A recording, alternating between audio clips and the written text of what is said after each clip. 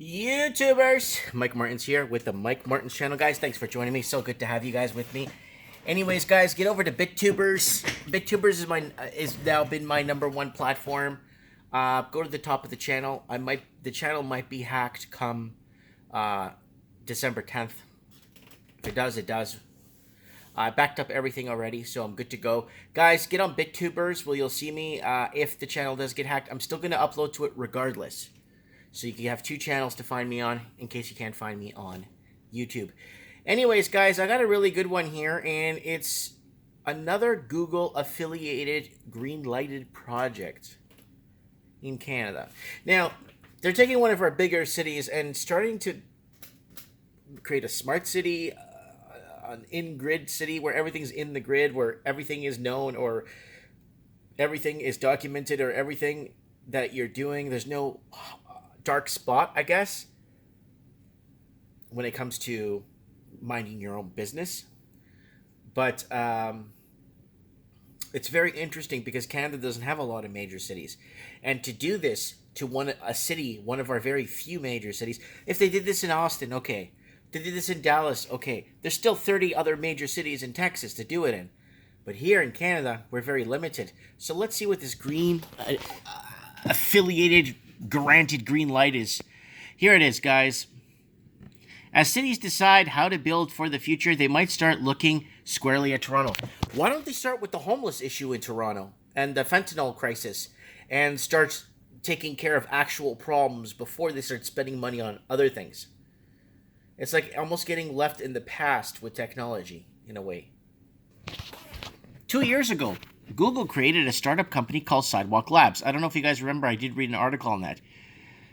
To accelerate innovation in the cities around the world, the company has been weighing potential locations for massive feasibility study that could be used as an example of what future cities could look like. Sidewalk Labs was created by Google in 2015 and then spun out as a subsidiary. Former New York City Deputy Mayor Dan Doctoroff is the company's CEO. Oh. Former New York City Deputy Mayor. Oh, okay. Well, we have an opportunity, Doctoroff said in a video during the presentation, to fundamentally redefine the urban life can actually be. The problem is 1 in 3 homes are empty in Toronto, or condos or units. Affordability levels are out of reach. What more do they want to add to it? Let's continue reading and finding out. While the company scouted locations for the project last year, Doctoroff wrote that he envisioned the city of the future offering free Wi-Fi throughout, relying on sustainable energy, having automated trash systems, and being outfitted with self-driving cars in mind. These innovations, he said, could reduce greenhouse gas emissions by 2/3 and save the average residents an hour each day. Okay, thanks largely to transportation improvements.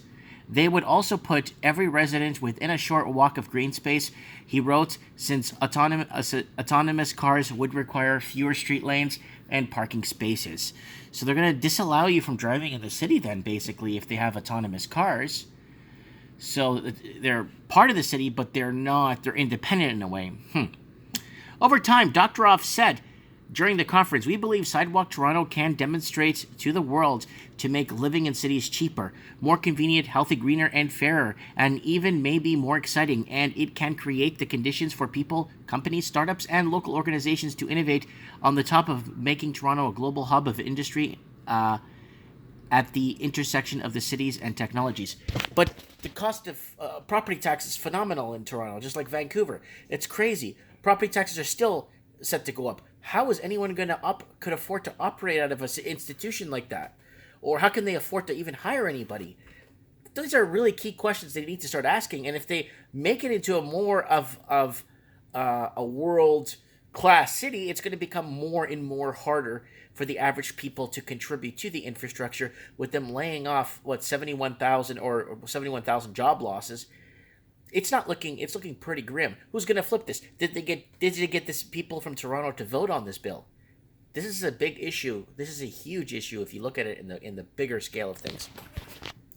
The project will take place in an area southeast of Toronto, Doctoroff said, and and the hope is to over time extend it across the city's eastern waterfront. Alphabet executive chairman Eric, Toronto Mayor John Tory, and Waterfront Toronto Board Chair Helen Barston also took part in the presentation. A partnership of scale, Barston said, has never happened here or anywhere before. So they're going to be the first. Now, how many of these politicians own property in these future developments that are going to happen? How much of any of them own property already there? So that's the question you need to ask yourself.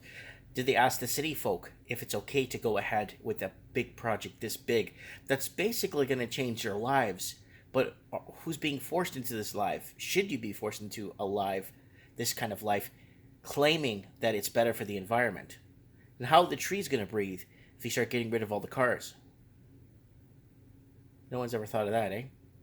Let me know what you guys think in the comments below. I really would like to know. I really want to know what you guys think of this.